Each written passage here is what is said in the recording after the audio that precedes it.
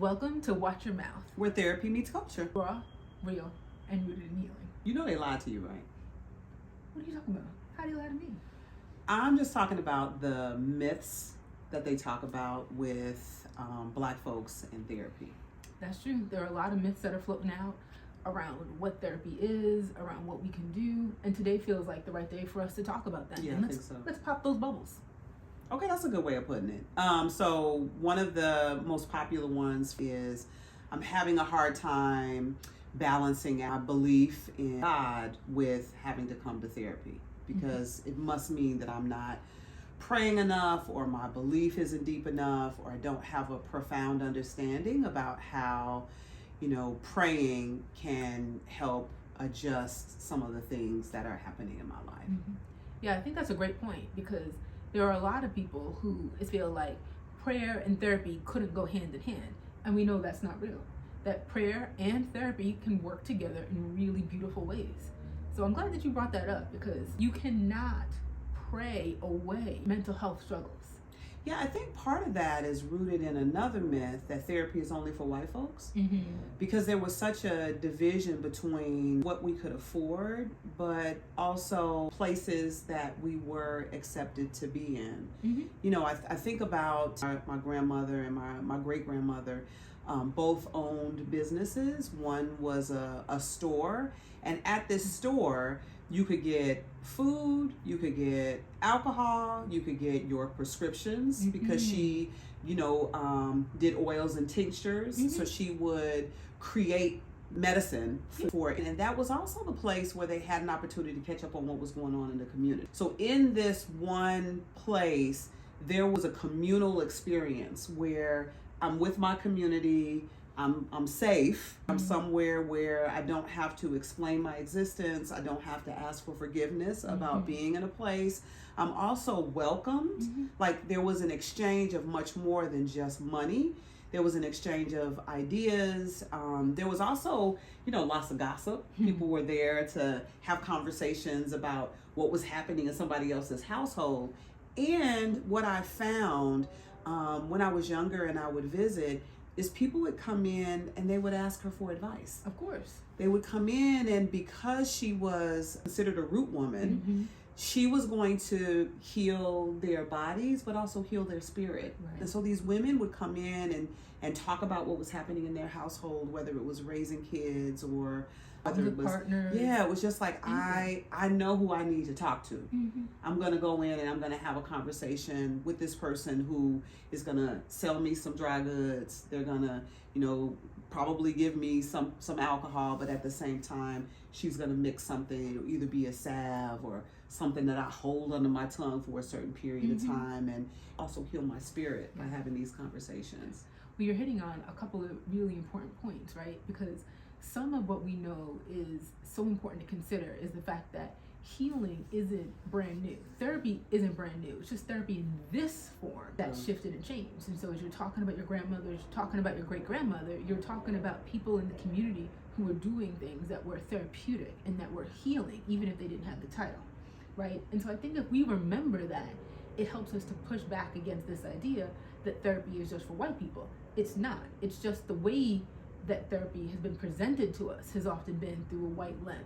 That's true. And that's not true. That's true. That's true. And so I think it's a great point to make around, we're therapists. How did we get here, right? We'll talk about that in another episode. But when you get a chance to go to therapy and talk to other Black folks, I think it also shifts what you think about that space and how someone might be able to hold room and space for you in a way that you just mentioned, which is unapologetically, that's again raw, real, rooted in culture.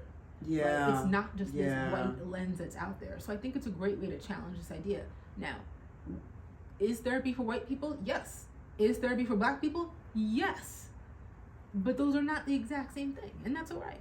And if we're really keeping it real, what we're talking about is the evolution of healing. Yes. And unfortunately, how we've been pulled away and I guess unlearned or retold how it needs to look. Because once upon a time, healing was a combination of things. It was what you ate, it was the amount of sleep you got. Mm-hmm. I mean, just some fundamental basics of what we talk to clients about now. Absolutely. You know, are you sleeping? What are you ingesting? Have you had over-the-counter medications? Do you take illicit drugs? Mm-hmm. Have you altered your state of being? Mm-hmm. You know, you'd go into are you eating properly? Exactly, right? exactly. You know, that like head, heart, and spirit, right? Yes. Like if your spirit is ungrounded, if your spirit is restless, and lots of people think that therapy, you can't talk about that. Whereas I think in therapy, you need to talk about that, because if your spirit is restless, then just talk therapy is not going to do it. We need to create a room for you to be more grounded. And so I think how we consider our well-being is so important.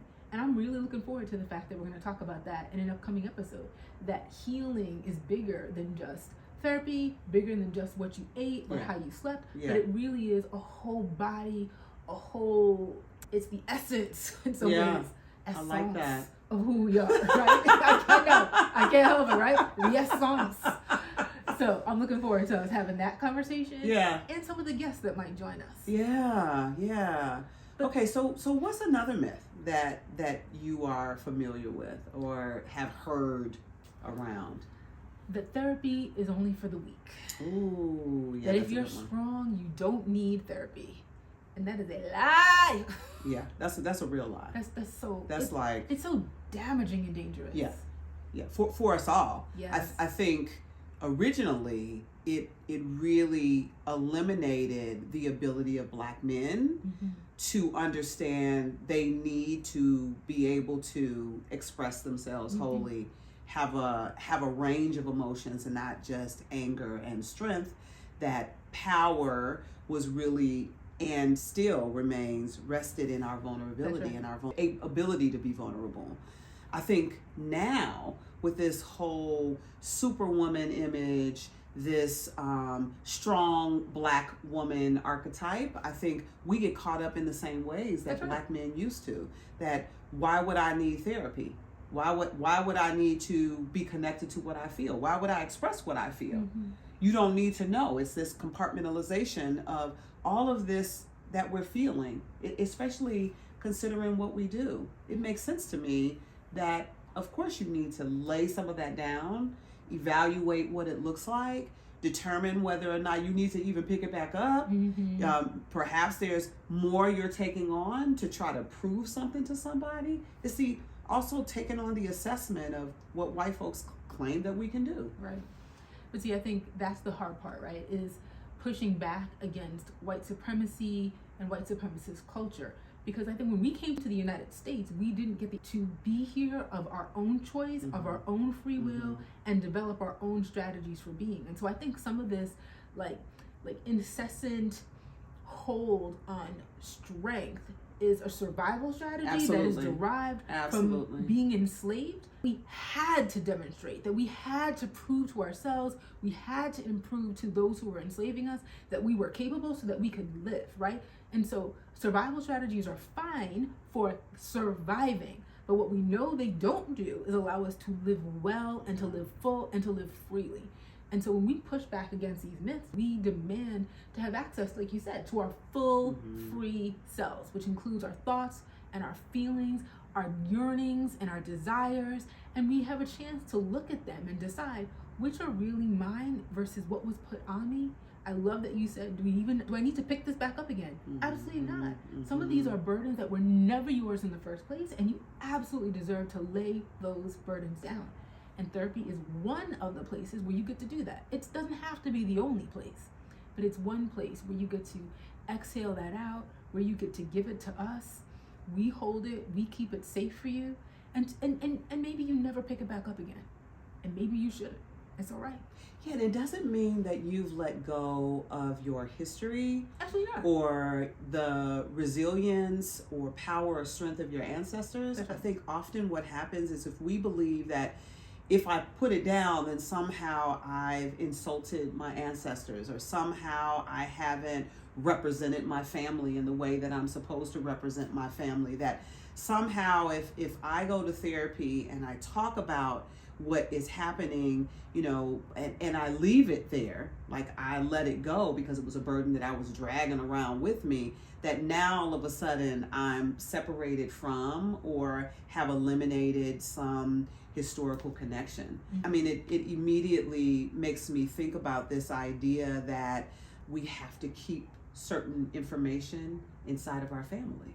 Like that's another big one, because big myth. I can't tell a stranger what's happening in my household because that maintains a household secret. And these secrets are basically what help to pull us together as a family and keep us strong. Like I'm weakening the structure of the family if I'm going to a stranger and I'm telling them about, maybe some deficits that I've had growing up. Yeah. And that's, I think so many of these myths that we're talking about, we worked really hard to challenge, right? But they still exist, and we still have to continue to talk about them in a way that can eliminate these myths. Because I think a lot of people worry about that. A lot of people worry about putting my business in the streets. Do I even go to a therapist who is part of my community? Because then they'll know. And again, to me, that's still so connected to racism, right? The idea that white people are going to know what's going on, and that they're going to come into my family and they're going to hurt me. And that does not have to be the case. Number one, therapists keep things confidential unless you're in danger of hurting yourself or in danger of hurting someone else, right? And the truth of the matter is that there are some wounds that happen in our families that we need to talk about, that there are strategies that folks have learned that are unhelpful, and talking about them doesn't have to be this idea of you're horrible and I'm blaming you. But the bottom line is that there are people who are hurtful. There are things that have happened that have been dangerous, and we deserve the healing. That's the thing that I feel so strongly about, is that going to therapy is one of many healing things. But I think when we take our own power back and say, I'm invested in healing, I can use therapy as a resource, I truly believe that we have an opportunity to look down at our family trees and go, wait a minute, I can be a part of a change that has the potential to heal 7 generations down. I can be part of a change that has the opportunity to have healing for 7 generations up, okay? Because I can take what you did well and move it forward, but I can also leave behind the things that were unhelpful, the things that were dangerous, the things that created wounds in the family, and I can unlock a new door that shifts how we relate to each other, how we love each other, how we show up for each other, but also how we create boundaries, how we demonstrate love and care and respect, and how we, make change in place for the health and the well-being in our families. So I think we gotta shift that narrative, right? That there are some things that we can talk about to lots of people, and then there are some things that we might only talk about to a few people. That's true. And that's okay. That's true. But secrets are unhelpful. This conversation also has me thinking about one of the things that drives me so crazy, and that's the idea that Black people don't go to therapy. Right? Like, I'm really tired of hearing that myth. And I know this isn't necessarily the place to talk about this, but a big part of my career has been doing research with Black clients who do go to therapy. Challenge this idea that we don't go, that we don't stay. And the fact of the matter is that that's not true. One of the things that I found in the research that I've done is that there are 2 things that happen to Black folks when they come into therapy that is unhelpful. The first thing is that Black folks come to therapy and they have a therapist that undermines them, that blames their problems on them being Black, that blames them for the experiences of racism that they're having, then Black folks don't come back, which is a totally different issue than we don't go to therapy. And they digest that as the only way therapy can be done. So many clients, similar to you, come to me after they've seen a therapist that has done some harm, and we spend probably 3 to 6 months trying to increase our level of trust for each other. That's right. I'm not trusting them because I know they're not being their full selves. They're not trusting me because they're waiting for me to exhibit some of those same qualities. Exactly. And that's the thing, right? Because you want to create a safe place in therapy, but a lot of the work that has to happen is work to create enough safety because someone has been wounded in a previous therapy experience. And that frustrates me so much, because folks are already being vulnerable enough to come in going, you know what I've been doing isn't working. I don't know what the right way is, but I'm trying to figure it out. And I'm so proud, right? Like, I'm so proud when that happens. I love it when folks call up and they're like, hey, I'm struggling in my relationship, I'm struggling with my kid, and I'm just trying to figure out what to do. I'm always like, yay, excellent. You don't have to have the answer. We can figure this out together, right? And so we've got these ideas that we don't come when we know that's not true. Then we've got this idea that when we come, we're most likely to drop out. And again, we only drop out when that relationship hasn't been built. Well, once again, all we're doing is looking at the person. We're not thinking about the profession as a whole. And we've got some problematic challenges, I won't call them issues because we're working on them, with therapy, mental health support, with counseling, with psychology, however you want to name it, because it has really been white-facing for a very long time. That's right. And one of the challenges is you have to have some competence with mental health, but you also have to have some competence in who you're working with. That's right. Building a container isn't this generic bubble where a person comes in and you can have an interconnected conversation or a relational conversation with them. It really is about knowing who they are.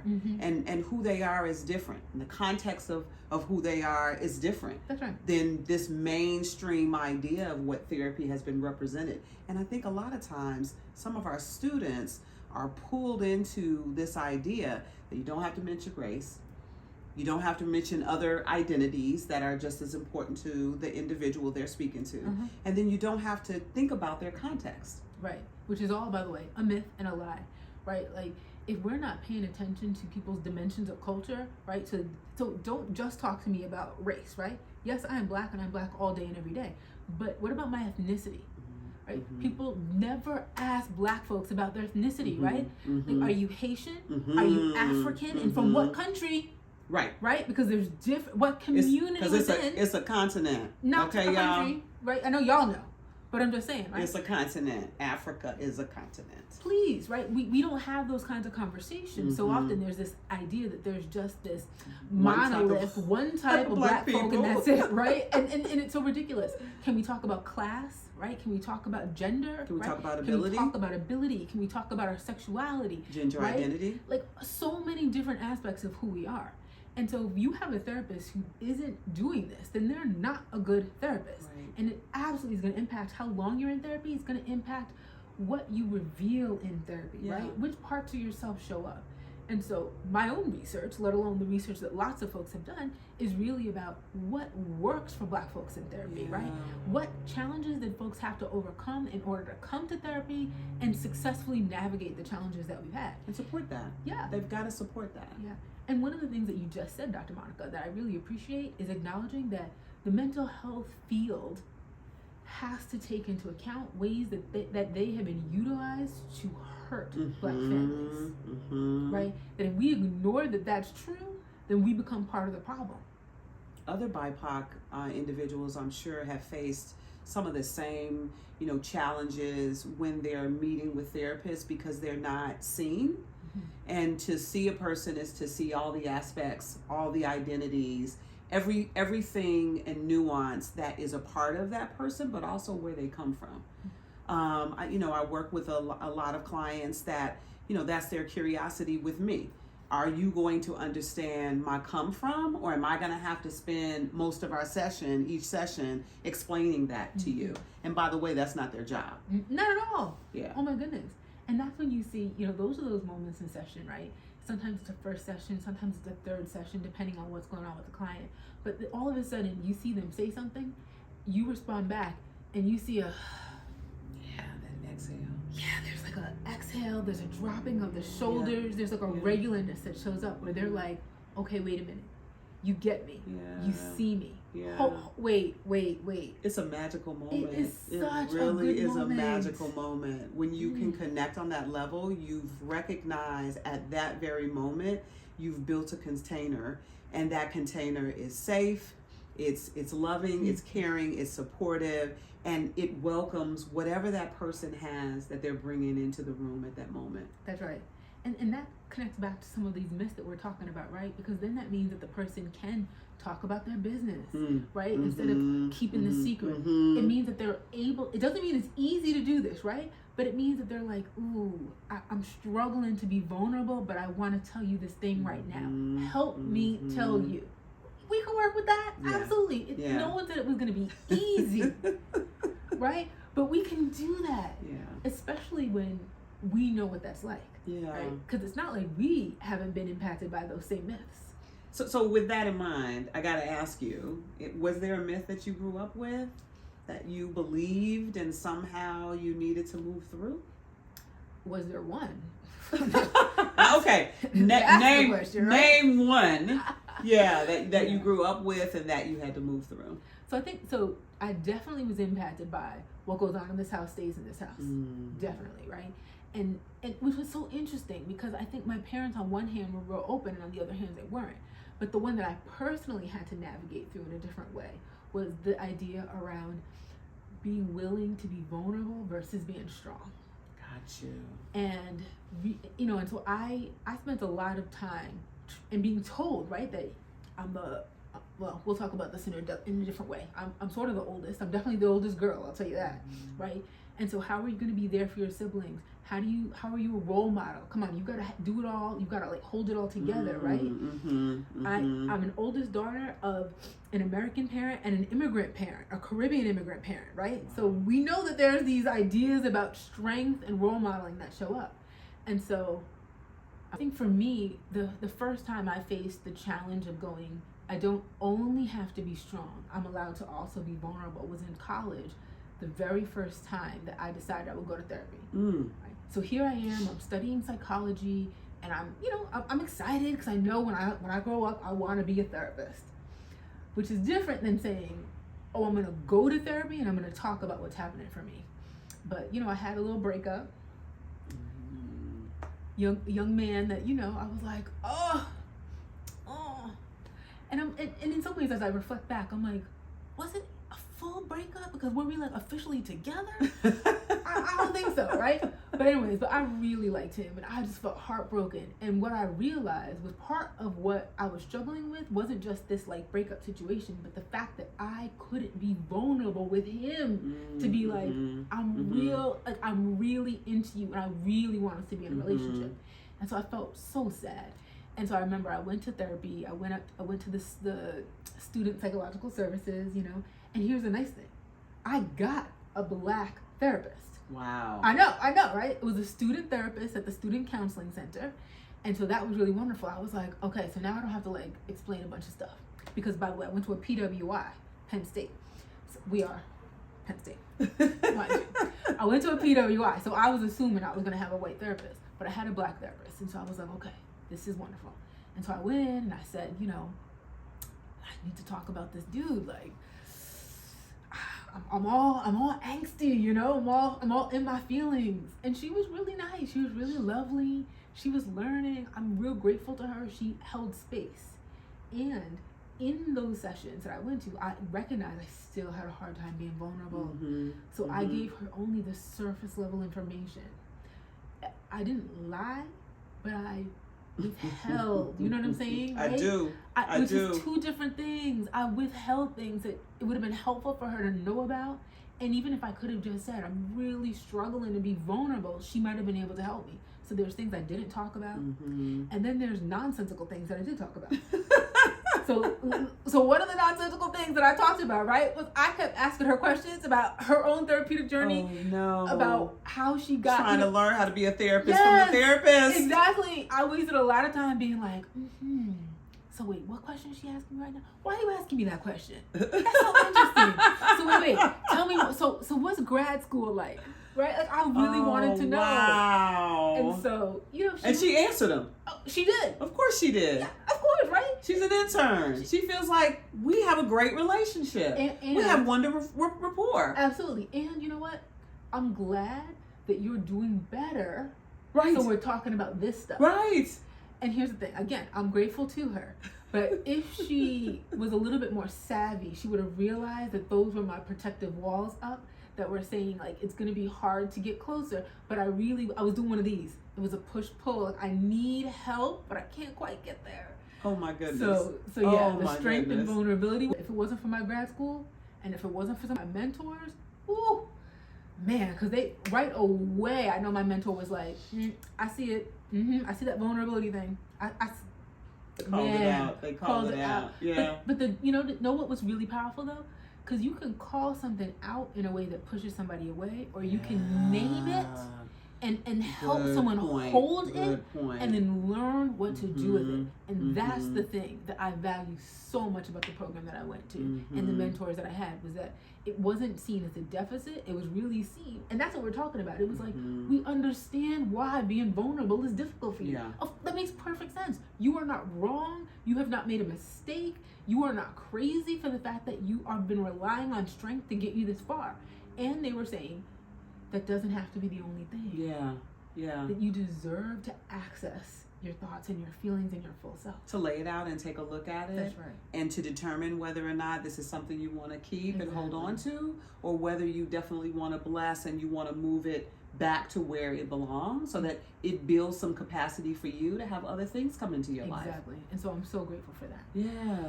But I figure I can't be the only one that was wrestling with some of these myths. So I'm wondering for you, were any of these myths ones that you had to challenge yourself around and figure out ways to sort of pop those? Yeah, for me and my family, it was really navigating between whether you had sense or you didn't have any sense.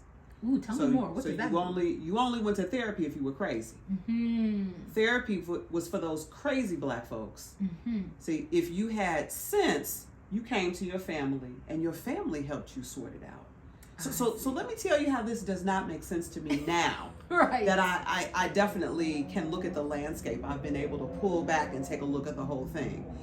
If I have some behaviors, habits, relational interactions that I've developed from individuals that are not healthy in mind or body, and you're helping me navigate through current situations utilizing past thoughts and behaviors that didn't get you very far, how is this sane?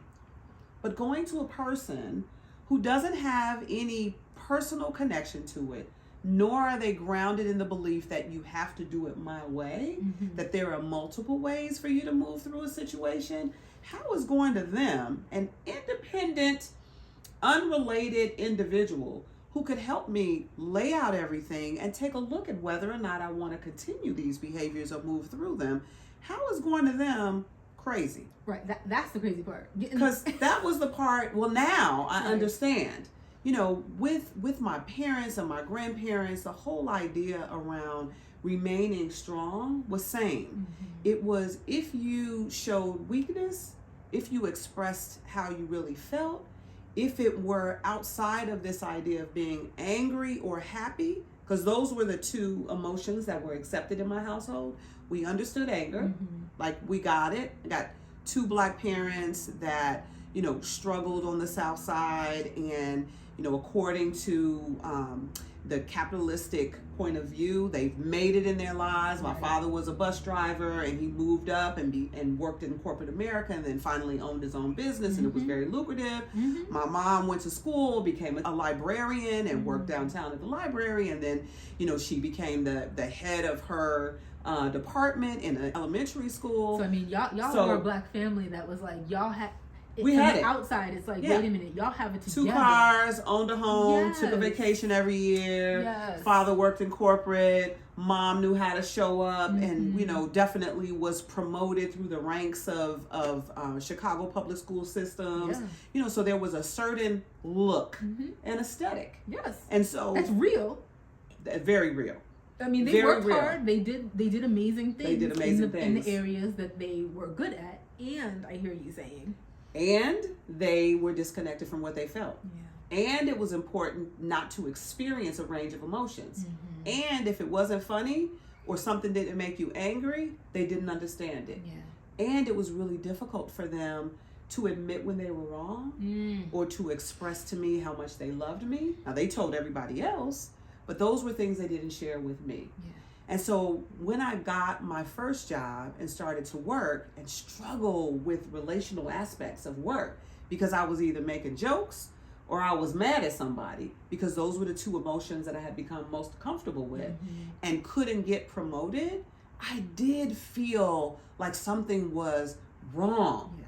So I thought, once again, this whole idea of going to therapy was really about what's wrong, how do we fix it, right? And so I went to a therapist, didn't really look for any similarities in the therapist, met with a lovely white woman for years, worked through challenges at work, finally got promoted, felt like, okay, I'm back to sane. I can help, navigate some other things with my family, and I don't need therapy for that because nothing is wrong.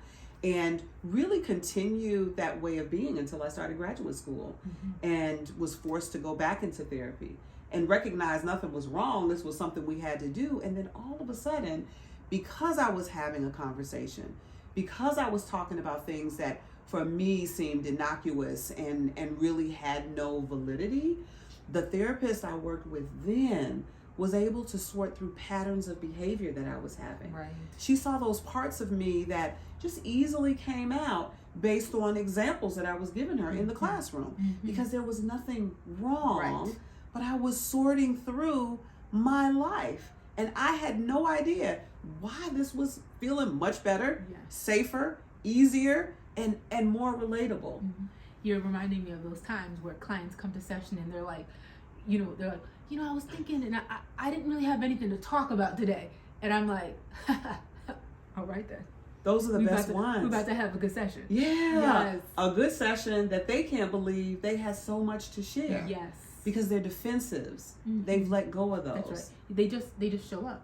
Yeah. It's like, it's okay. We will figure out, and we'll just talk through things. Yeah. And so I love that you had that experience. I did. Of going, nothing had to be wrong for me to benefit from this. For me to learn myself in new ways. That was the evolution for me. Yeah. That's beautiful. Yeah. But you're also reminding me, and I'm really looking forward to a time where we can delve a little bit more into your story of becoming a therapist. Ooh. Right, I think that's so important to talk about. It's an interesting one. That's an interesting one. I know it's coming up, but I'm like on the edge of my seat now. I'm like, so Dr. Monica, tell me more. Tell me all about it. I know y'all have questions too, so put them in the comments so we can talk about it together. Yeah. Well, you know what? Let's not forget about a sisterhood check-in. If you were sitting across from your younger self right now, and you could lean in and whisper in her ear about mental health, what are some of the things you would share? That's a good question. I don't know. I think part of it depends on how old my younger self is, right? There's different messages that she needed at different points in time. That's a good point. How about your 10-year-old self? Yep. Ooh, that's the time. That's a good one. That's a good one. My 10-year-old self. I think what my 10-year-old self needed to hear, especially in regards to mental health, what she needed to hear was that she's not alone. And I think the hard thing about that isn't that I never heard those things, but it's more around how did I hear that and what did it mean? Because I think when I heard that message, the what I took from that was a different kind of myth that I think happens for us a lot. And especially myths for Black women. I think the message that I took was that you needed to endure things that were painful. And so my 10-year-old self was getting bullied at school pretty badly. Not just verbally, but was getting physically bullied. My 10-year-old self was in the suburbs of Long Island in this nice multicultural school. I had come from private school into public school, and so I was new, right? I didn't know the ropes. My 10-year-old self was a little church girl, okay? So whose mom had her dress up in her church clothes on the first day of school, and her little patent leather stuff, right? So I understand I was a vulnerable target. Okay, my 10-year-old self, like I said, had the little boys in my class walk up to her, more than one, and just punch her for no reason, and had adults in the school system see what was going on and not say or not do anything. And so I think now with my 10-year-old self, needed whispered was like, you will be okay, you'll be protected, you'll be taken care of, and that you deserve safety. And needed the action to follow the words. Because that's the thing that I was missing, was that there weren't actions that provided safety for me, which makes it a miracle that I still somehow, I don't know, liked school. Thankfully, I liked school. Yeah. But school in certain contexts for a couple of years there school wasn't safe necessarily, right? Like I was looking over my shoulder in different points. And so I think that's part of what I would have needed was we recognize and we see that you're being hurt and we're going to do something about it. Yeah. It's the action. Yeah. So for your 10-year-old self, she needed to know that mental health is really about wellness and is not about her doing anything wrong or being responsible for anything, and instead about how this container will support you moving forward and will validate your experience as, this situation and these people, they were wrong. This was inappropriate. Exactly. This is not how you were supposed to be moving through what was happening at that time. I needed someone to say this is unacceptable, and you do not need to accept it. You do not deserve this, and we're gonna make it stop. Yeah, I appreciate you saying that. Yeah. I think my 10-year-old self still sometimes needs to hear that. Absolutely. Needs to be reminded of that at times. Yeah, that's a tough one. Yeah, it was tough, and I'm really grateful to have been able to process it in the ways that I've processed it, right, and in the ways that I've been able to find healing. And I think what I believe about therapy and what I believe about tough experiences is that it's not the kind of thing that you can only process once. The way that I see it, and I've said this to my students before, I've said it to clients too, that there are experiences that we have in our life that it's like a picture on the wall, right? It stays on the wall, and you walk up and down the spiral staircase, you're still gonna see the picture. It doesn't just go away because you've had healing or because you've had transformation. I get to look at it from the 5th floor now, whereas before maybe I was only looking at it from the 2nd floor. And so each time it comes back around, I have an opportunity to learn something new. Yes. I have an opportunity to gain deeper healing around it. Yes. Which is one of the reasons that I'm not embarrassed to say that I was bullied. I don't feel humiliation about it, and I don't feel like there's something wrong with me. Yes. And my 10-year-old self does still need to get reminded of that message, right? Because my grown self knows that to be true. And sometimes my 10-year-old self pops up and is like, but what about me? No one saw me when I was hurting. No one came to the rescue to make it stop. Nobody validated the experience that it was wrong.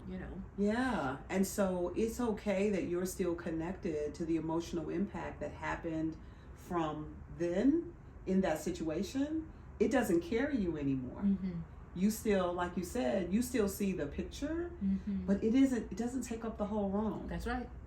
Yeah, And it's still there as a representation of this is what happened, but it doesn't continue to lead your life. Exactly. Yeah. And it doesn't make it. And I'm not scared to re-enter that room and look at that picture. That's right. Right. And I can look at myself at 10, and I can also see the other things that were happening. I can see light in those eyes. In that sense, it's I do get. However that happened, how I also still liked school and could get good grades, right? I learned some survival skills in that I didn't have to learn, right? Which is why I see it as a survival skill, right? Absolutely. There's post-traumatic growth that can come from something, but that doesn't mean that the experience in and of itself was a good experience. Correct. And so I appreciate how you're framing that. Yeah. I'm wondering for you, I'm wondering as you're thinking about messages about mental health and what would have been an important message for your 10-year-old self to receive. Wow. If you could go back, if you could whisper in her ear, if there's something that she needed that you could provide or give to her, what would that be? I think I would remind her that something doesn't have to be wrong to have a conversation about it. I think for me, the messaging around being crazy was also a message about having communication about what I was experiencing. And I don't have to watch my mouth. When I share, I can actually share. I can take up space. I can talk about things that aren't necessarily wrong, but that I want to sort through. That it's not devaluing my family if I want to talk to someone else who has a different perspective. I think I would whisper in her ear, it really is okay to have someone help you sort through the things that are happening in your life without it labeling you or somehow it making a decision that you're wrong or bad or crazy, the C word that everyone loves to use. And it doesn't mean that your families are bad or wrong. And I share this with my students and my clients often, that many times people feel as if they are somehow denigrating their family or their family name if they spend time talking about what their family has done. They also try to balance the conversation with all the good things those individuals did in their life as well. And I feel like I can accept that my family did the best they could with the knowledge they had, and also attempting to navigate all those spaces they were trying to navigate while at the same time raising kids. So it was a balancing act for them. And because of that, there are some things they missed. There is definitely some deficits. Doesn't make them bad. I mean, I celebrate what they were able to accomplish. I recognize that they love me in the way they could love me. And sometimes it meant not verbalizing it to me, but sharing it with other people. Sometimes it meant feeling uncomfortable with the fact that I wanted to talk about something that has happened in the past, even though they felt like they wanted to move through it. Sometimes it meant sharing this range of emotion, that I had more than anger and joy, that in between those things it was an emotional impact and were some emotions that I need to sort through. And so I would whisper to her and let her know, you can share as much as you want or as little as you want. Like, the space is going to be meant for you. And you can take up that space and you can communicate what you are experiencing, and you are going to feel better. As I hear you talking, particularly with how you just ended things, the idea that you have more emotional range and more space than perhaps was initially given to you.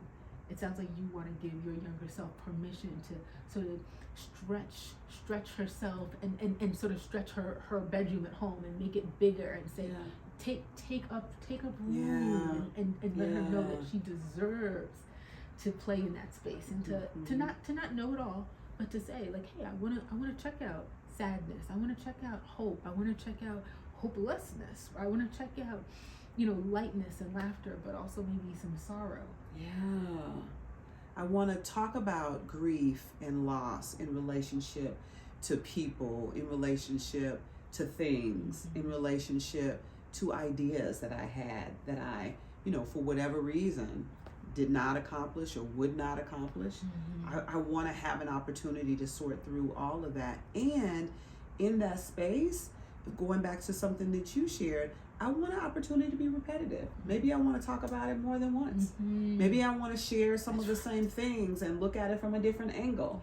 Maybe I feel like this is something that's on my mind, so I'm going to express it and allow myself to experience it and not hold it back. I love that you said that, right? Like, it's such a powerful thing when someone in your life, a therapist, a best friend, a loved one, goes, yeah, I've heard that story, but tell me again. Yes, allow me to tell you again. Yes, whether it's disappointment, whether it's that stupid joke, and you're just like, I'm already laughing, but tell me that joke again, because I know you're about to hit it. Yeah. And you know where the joke is coming in. But the person goes, tell that story. Yeah. It's a relief. Again, with the softening of the shoulders and the exhale and the realization, I can bring my whole self into this space.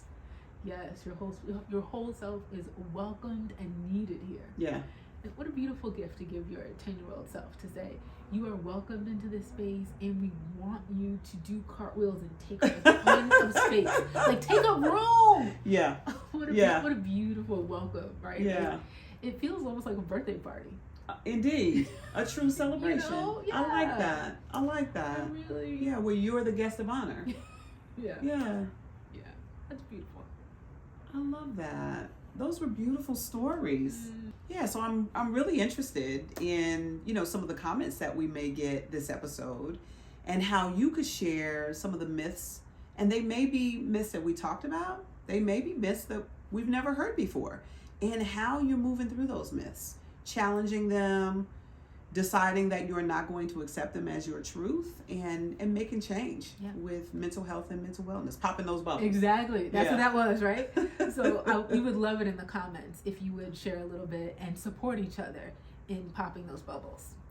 And then, quick reminder for next episode, we're going to talk a little bit about the process of becoming a therapist. Oh, so you want to be a therapist, do you? Exactly. So hopefully that will reveal some interesting things about the process. And here's the thing, we also get asked tons of questions about this. I don't know what it is about us when we're walking down the street, if there's some kind of sign that we have on our faces when you're getting a drink someplace at the bar, but people seem to know, and this comes up often. And so why not have one spot where we get to talk a little bit about some of the different trajectories, right? The different roads to take to becoming a therapist. Yeah. You might also hear a little bit about our own individual stories. So we'll see you then. See you then. And watch your mouth. No. I'm not going to say that.